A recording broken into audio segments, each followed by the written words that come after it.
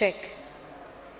All right, a very good morning, ladies and gentlemen. Requesting all our members of the audience outside in the pre-function area to please join us in the main hall because we're about to begin with our sessions in just 1 minute from now. So requesting everyone, if I am audible outside, I would request everybody to please join us in and let's get started with day 3 as well.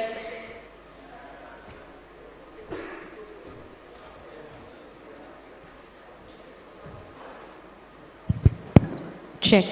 All right.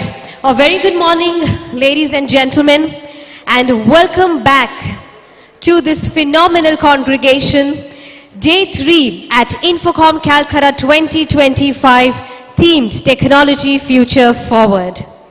I am your host, Priya Shramankar, back again, and I'm delighted to see each one of you join us back at Day 3 as well. Well, I can say that I am all set for today, and I hope that you all are too, because today, what we would need is your energy, because in turn, we are going to get a big dose of it from all our speakers who are going to join us here today. Well, yesterday, this stage witnessed some phenomenal conversations. From having some enriching technology and keynote sessions, to witnessing some stimulating fireside chats. We also had a panel discussion that talked about what are going to be the CISO strategies for 25-26 to having an all-women panel. And not just that, but the evening culminated with celebrating the winners, celebrating the achievers at INFOCOM Changemakers Awards 2025. But guess what? Today, at Day 3, we are going to deep dive into some even deeper conversations, from having technology and leadership keynotes to diving deep into what are really the aspects of artificial intelligence. Not just that, we're going to look at what are the CIO strategies for 26-27 as well. And of course, in the evening, we've reserved some time for a celebrity session where we will have Konkana Sen Sharma join us for a very interesting set of topic, that is art in the age of algorithms. So trust me, this day is going to be an extremely enriching and delightful day. Well, I know that it is a Saturday, it is a weekend, but I believe that it can not be any better than this. Taking those conversations, getting all those enriching discussions from some profound speakers who are going to join us here today. Like I said, I'm your host Priya Shramankar, and once again, I welcome each one of you right here in the city of Kolkata at INFOCOM 2025 themed Technology Future Forward. Can we all kickstart by bringing in some energy, putting our hands together? Come on everybody, let's welcome each other by putting our hands together. Louder, everyone. Thank you so much. With that, I'm going to now take my podium because it's time we get started with the first segment of the day. Well, the stage is now going to witness an extraordinary fireside chat that will talk about artificial intelligence in geopolitics. And we are going to have a hybrid mode of fireside chat where two of our speakers are going to join us virtually, and one of the speakers will be joining us on stage. So first up, our virtual speakers, are they ready? First up, joining us as a virtual speaker here is Sean West, co-founder of the Unruly Corporation and author of Unruly: Fighting Back When Politics, AI and Law Upend the Rules of Business, USA. Yes, he'll be joining us very soon. And also joining us virtually is Huan Pooja Das, Chief Mentor, Intuiri Institute of Innovation, USA. Yes, he'll be also joining us virtually, and they'll be in conversation with. A very warm welcome, sir. Hope you're doing well, and thank you for joining us virtually. And joining us on stage, put your hands together, is Mr. Ambarish Das Gupta, Senior Partner and Founder at Intuiri Consulting. A very warm welcome, sir.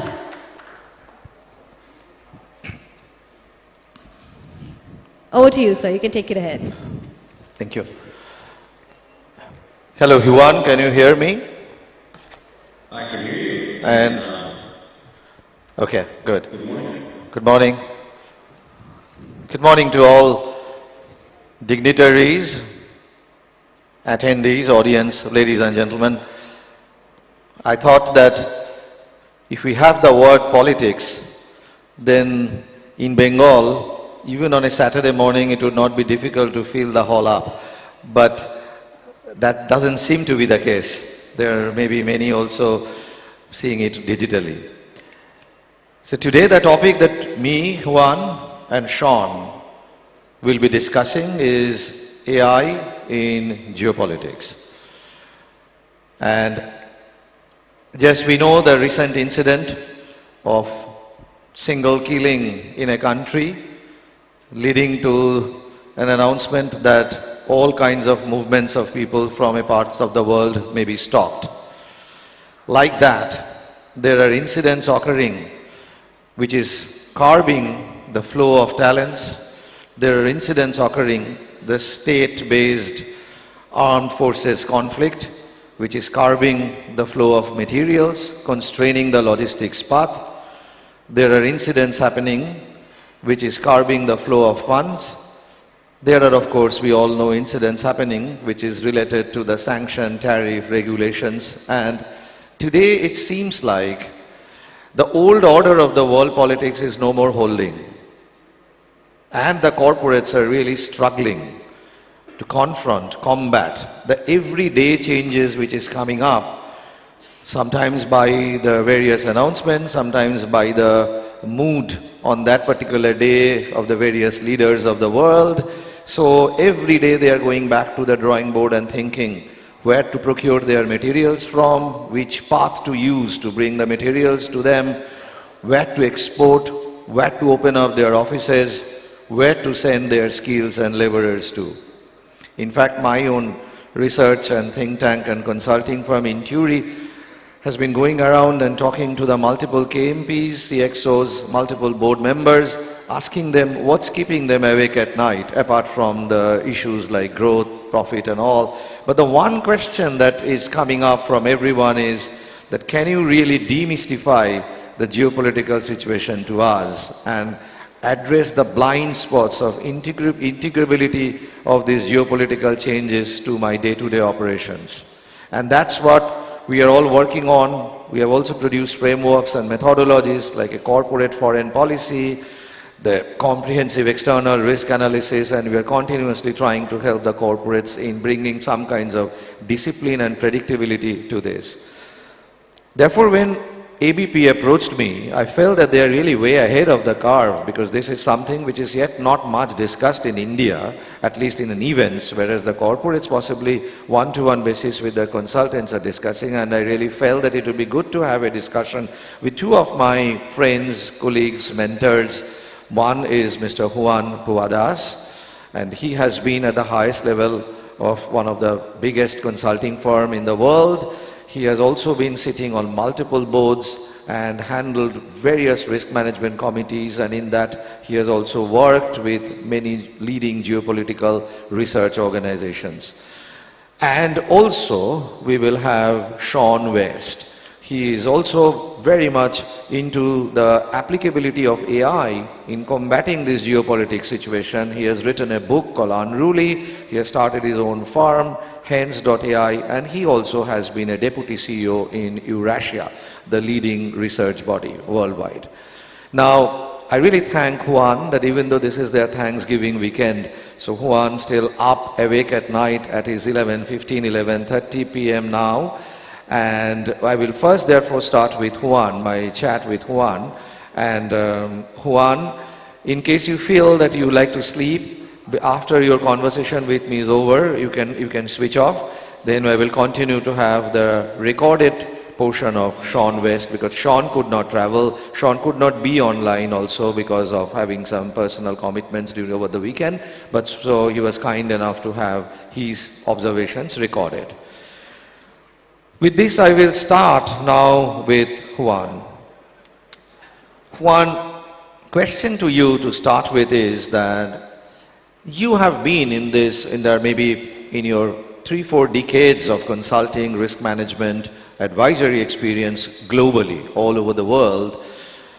Have you ever seen the geopolitics, which is now becoming so important, World Economic Forum putting it in the highest order, they're saying a chief geopolitical officer to be engaged by every organization. Have you seen geopolitics really playing such an important role in the past? Or it's much more important now than compared to the past? Well, thank you, Operation. Happy Saturday to you guys. And, I'm sorry that I can't be there in person, but appreciate you bringing me in via this virtual presence. The question is a very interesting one. I think geopolitics has always been important. I think over the years, domestic politics has always, trumped the international side of politics. But geopolitics are always important because countries have always, had markets abroad from their domestic markets. They've always sold things, they've located employees, they've imported goods. The supply chain has been increasingly very global. But what I think is really very important now is that the companies have the tools and the abilities to be aware of what's happening, in all of the markets in which they participate and serve. And there is no excuse, I'm sorry that's such a hard word, but there's no excuse for them not to be, equipped with frameworks to understand the exposures that they have to those geopolitical situations and be able to be flexible to adapt to those situations. So I think it is imperative that they prepare and construct their way of analyzing, taking those inputs, and making decisions, informed decisions about what they do in the context of the geopolitical situation. So I think the answer in short order is it's always been risk to geopolitics. The question is, are you prepared to understand it, to analyze it, and to protect, hedge, or prepare yourself to deal with that? And I think you'll hear from Sean, when we collaborated on this book, that it's not that geopolitics don't affect things, it's just that there's no excuse for not being prepared for it, right? Thanks, Juan. We are also seeing now, and World Economic Forum, the 2025, the Global Risk Barometer report and the other reports they publish, they are also showing, and our own recent research also indicates that the geopolitical risk with trade index has surged 30%, the global supply chain pressure index because of such wars, state-based armed conflict, non-state armed conflict also sometimes has created the global supply chain pressure index tripled. The question that comes in the mind of the board members, which we move around, is that the predictability. Everyone is understanding that the market intelligence has to be increased. You actually have to be a little aware of what's going to happen. But then how can you really bring a predictability into these kind of situation which we do not even know the day before that what will happen today or tomorrow? That is a fascinating question, and I would take you back, Ambaresh, and I have discussed this, to the basics of the role of the board and of executive management, which is governance, right? It's not to be right or wrong, but it's to bring the right frameworks and analysis of the situation that they confront, that they see in their markets. And therefore, I think that the comment I would make here, I think I would offer to the participants in the audience, is that it's very easy to be affected, to be distracted by what I call the crosswinds of the politics of the world, the politics of the domestic market, with an analysis of scenarios of the possibilities that are out there. So we witnessed, here in the U.S. just a few years ago, the reactions to COVID, and many companies went into a complete meltdown in how they approached, a situation that actually now, in hindsight, and it's unfortunate, many people suffered and died, but if you look at the commercial impact, we have an ability in many parts of the world of having integrated digitally supply chains, communication, advertising, flow of information, travel, boarding passes, visas, e-visas, etc. Things that were not possible a mere 4 or 5 years ago were precipitated by the reaction to literally a global crisis that could have just devolved into a very isolationist, geopolitical situation. But I think that the companies, and their boards reacted to that, and I think that's really the role of, the board, to be prepared to say, even when we didn't see this coming, we adapted to the response, the strategy to the post-event, and then we created an opportunity to be meaningful and survive that in an impactful way. And I think that happens all the time to companies. So it's not so much about being right, but it's about being thoughtful and about understanding the scenarios and the potential responses to those scenarios. And I think that is the main tool that senior management and a board have, is equip themselves with the information and then the potential outcomes, responses and then outcome to those scenarios to be resilient in the response. Otherwise, you're like the ostrich, right? I don't know if the ostrich is popular in India, but in other parts of the world, the symbol of you put your head in the sand and pretend nothing's happening, right? And that's not a good strategic response. So I think that's the main message I would like to leave, is that there really is a way forward, which is the board has to be focused on the different scenarios and their responses, and not just simply be distracted by the popular response or the popular moment, but to be able to extract themselves up and look across to the opportunities that these challenges present. So, Juan, you have actually led globally the advisory of one of the biggest firm in the consulting world. I built it. One of the biggest. And after that, you have also been sitting on the large number of multinational Fortune 50 to Fortune 100 companies board in the risk management committee of those organizations. Now, during your consulting career also, when I also used to report to you, and we have throughout been preaching agility to our clients, that you have to be agile. There has to be agility framework, there has to be technologies where you have to be agile, you have to do scenario planning, contingency planning, and all those kinds of things.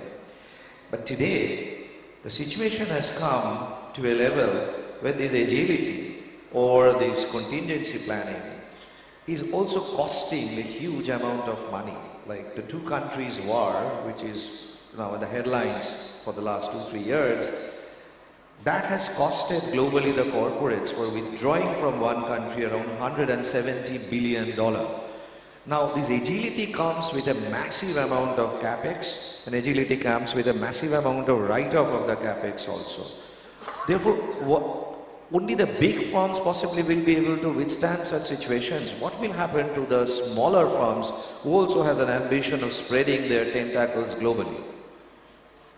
So, Ambrish, it's a fantastic question. I think actually that the ability to ingest and analyze and understand different sources of information is much more affordable today than it was before.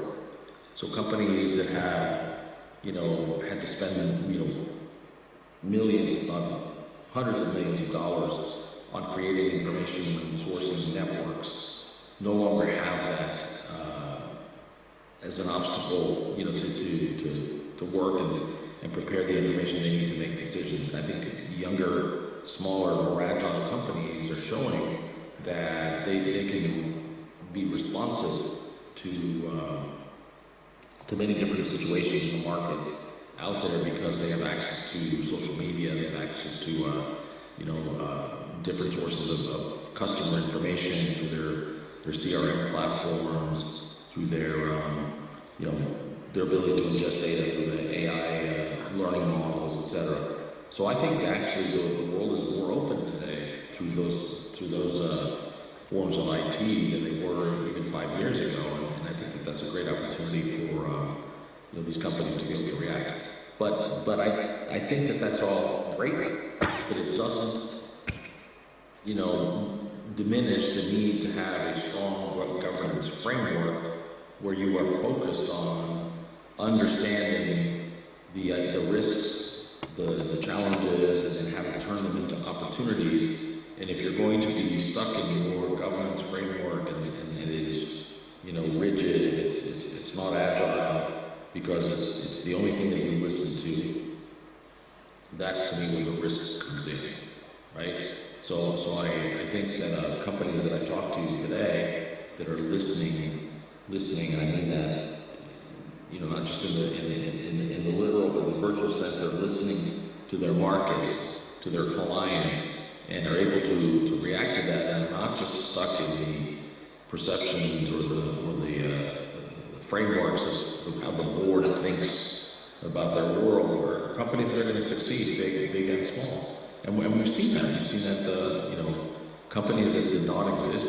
5 years ago, that are global e-commerce champions today, and they've figured out how to dominate, the supply chains and deal with the trade barriers that come up, and can move manufacturing very quickly, or can move supply, through shipping, or through contracting with domestic manufacturers, and there's always ways, but you still have to be able to make those decisions, and that means that these are companies that have frameworks that allow them to think about different inputs and to judge the pros and cons of different situations out there. Otherwise, there are many situations that would completely put you out of business. I'll give you a couple of examples.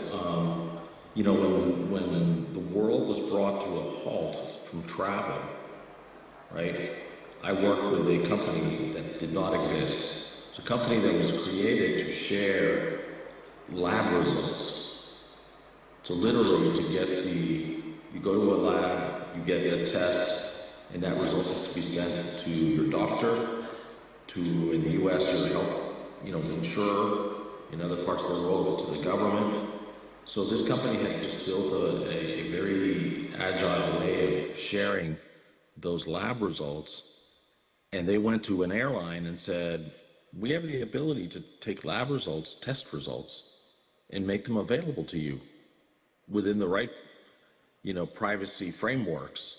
Would you be interested in that? Because I don't see any way that you're going to be able to get your airplanes, back in the air if you don't know if your passengers are positive or negative for COVID. So that company made a bold move, and before long, they had airplanes flying again. So you have to be able to react. Now, the board of that airline could have said, oh, that's too risky. What if we get it wrong or not? But they said, this is a new world. We're going to have to change to that, right? Now, fast forward, you're in a situation where the U.S. starts, implementing tariffs. Every country has a right to do that or not. So the question is, what are you going to do about it? Are you going to simply say, well, we don't, we're not going to react to that, or we're going to change the way we think of our manufacturing, or we're going to change about where we move, facilities. So, and again, it's the framework to understand that these risks are exogenous. They happen. They were not something that competitor created, but you have to have the right framework, as opposed to situations in where, risks are coming up because people have beliefs about what the world should be, not what it is. And then they start making decisions and, create their own geopolitical reality that may be not the right one. I think companies are there to serve customers and their employees and stay out of the politics and just let, them be able to provide a product that is priced properly and serves a need. So anyway, I'm not going to get more political than that, but I think, these frameworks for the board to understand and analyze and use scenarios is very, very important way to be successful. And you see it, the winners are the winners in the market, and the others that are stuck in their very siloed ways of thinking are, they don't succeed.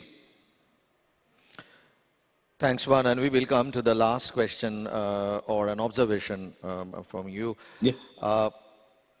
Basically, it's for our Indian attendees here. Today, SEBI, and SEBI Juan is our regulatory body here, and the listing obligatory disclosure requirements, whoever is going to list themselves, the LODR from SEBI, is now mandating for some number of organizations to have the strategic enterprise risk management also to be disclosed. So it shows that previously what we used to call as an operational enterprise risk management, like internal audit and forensics and all those things, have also now need to move towards some of the strategic risks like geopolitics, cybersecurity, environment, 3-4 such things they have mentioned, which gives the shareholders an assurance that this organization is thinking about a sustainable growth also. So that's becoming very essential in the Indian large cap organizations now. Of course, it poses its own challenge for the organization to really understand what is there strategically in terms of the risk and how do they combat this. Now, going to you as your last question of the day, that while India is trying to do that, and you are having a major global exposure, are you also seeing the strategic enterprise risk management playing a big role in the board beyond the routine compliance operational enterprise risk management? Look, I think the time is now. Finally, I've been on this topic for 30 years, with some institutions being earlier to adopt, but I applaud that the regulator is asking for that in a way, because I think for investors it is important as part of their understanding of how those companies are addressing those risks. And I say investors, it could be investors, it could be lenders, it could be customers, anybody that's vested in the success of the enterprise as part of their ecosystem of dealing with those companies, to understand how that company is prepared to identify the risks, and that the strategy can be responsive, or if not anticipating those risks, to create opportunity and success. And by the way, that's not just about dealing with when things go badly. It's about also taking advantage of the future. Why do we invest in a particular product line or in a particular market? So all of that, I think, is very important to understand the strategic, inputly tuned into or aligned to what are real risks, and not what are things that people think should be risks, and therefore should be important to the organization. And there are many things. We have a world that deals with many elements of real or perceived risks, and the framework or the continuum in those, and some of those are risks in the current reporting period. Some of the risks that are in the current the medium term, and things that are long term. And I think that a board has to make sure that those are appropriately highlighted. I mean, there are things that we may not think are risks, but are going to be risks in the medium to long term, in the environment, and in the for example, in India, I know water and the quality and the pollution, etc. Those are real, and they need to be contemplated in that framework, but they're not going to be the same as the risk of a power outage this afternoon, or the risk of a new competitor coming in the next 2 to 3 years. So that framework has to be adapted or attuned to that range of risks and the timing.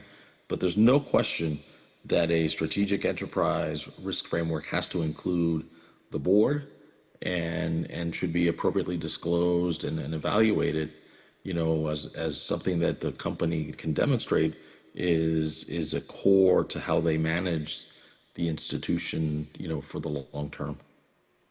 Thanks, Juan.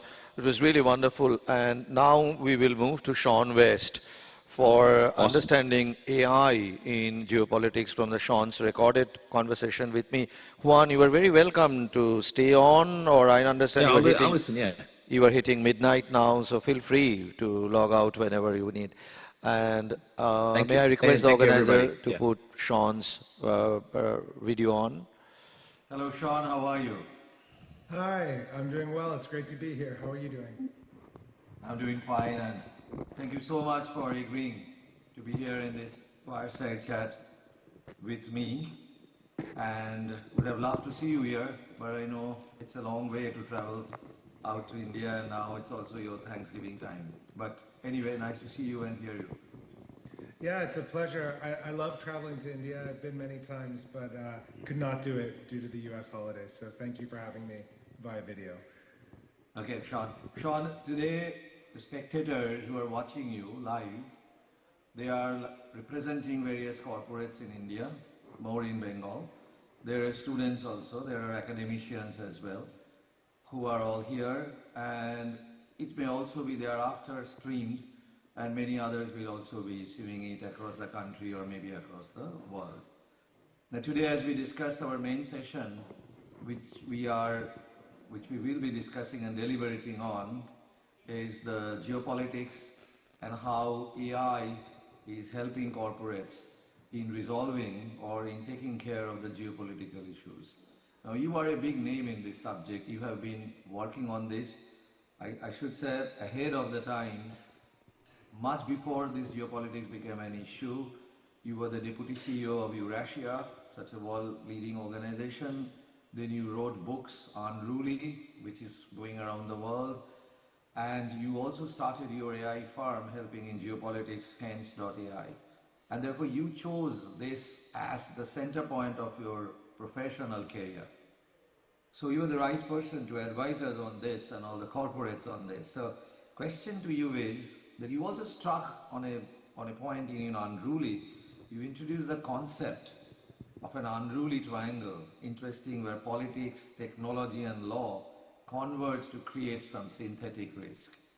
And around that time, or not around that time, or maybe later, the World Economic Forum also brought up a subject like a chief geopolitical officer. He is should be there. And you also wrote a paper on that long before World Economic Forum brought this up about a chief geopolitical officer coming in.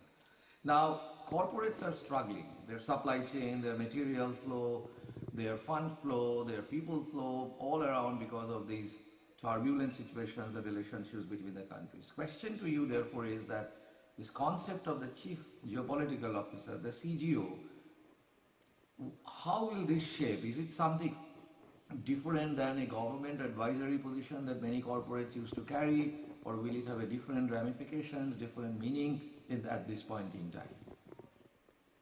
Well, it's a great question, and thanks for the opportunity to address it for this audience. I think Indian companies are global in their customer base, they're global in their supply chain, they're global in their exposure. So they've always been thinking about the world from a global perspective. What we need to appreciate now is that many of the factors that we've taken for granted about a rules-based international order or the globalization paradigm, these are all eroding. And as a result of that, companies need to rethink how we actually analyze what's going on in the world today. So typically, companies have government affairs dealing with politics, they have their legal teams dealing with lawsuits, and they have their tech teams trying to innovate. And what I really get at in Unruly is the fact that all three of those factors, tech, politics, and law, are changing at once, which means you can no longer have these siloed elements of the corporate dealing with these things in parallel, but not intersecting. When you are in court nowadays, even in the US, in the UK, wherever, you're not sure if you're there for political reasons or if you're there for legal reasons. When rules are being put forward to try and control AI, it's not clear if that's to create a meaningful basis of rules, or if that's to constrain innovation by other competitors, or if that's for political reasons. So what we need to do is evolve our thinking about geopolitical leadership within organizations to recognize that the role is not a silo. And government affairs has typically been relatively siloed. It's used to understand regulation, to try and influence regulation, to lobby. The idea of the chief geopolitical officer really conceptually is to say there should be a strategic role, ideally a board level role, that is looking up and out of the organization at the world around us and not just looking at risk. Many organizations on the board and their KMPs who say that an organizational blind spot is that they may be able to analyze the political situation